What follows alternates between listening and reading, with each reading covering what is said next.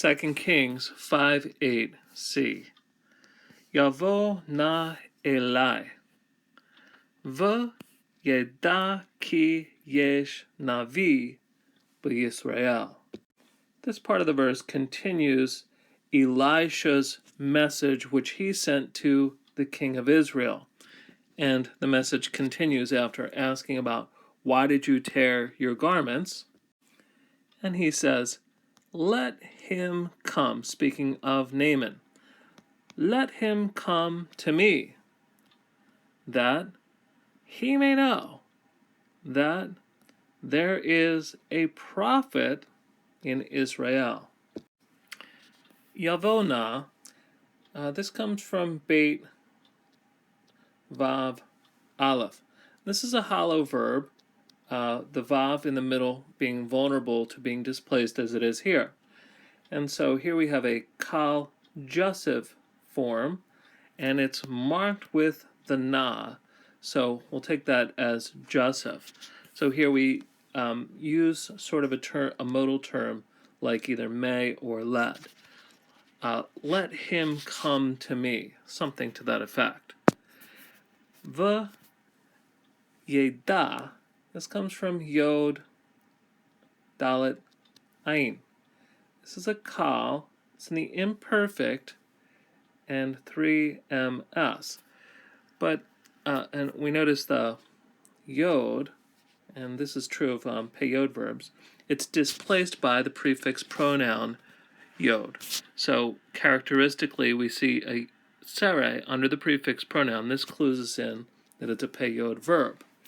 And here, probably the imperfect sense is going to carry over the Jussive. Let him come to me that he may know. And interesting here, that he may know what? That there's a prophet in Israel. Now this is fine in many respects because this matches what the young slave girl said, that there is a prophet who can heal leprosy in Samaria. So now here Elisha, he winds up saying the same thing, and everybody wants Naaman to know that there's a prophet in Israel. Just one thing that's kind of interesting is that there's a prophet in Israel. Interesting that it's not that there's a God in Israel. We might expect here Yesh Elohim b'Yisrael, but that's not what we have. We have the prophet of God who is in Israel. And again, this is probably just hitting another kind of surprising soft note here. This is one of the two things that the prophet does in this context that we find just a little bit of a flat note, not quite what we want him to be saying. We'll come to the other one later.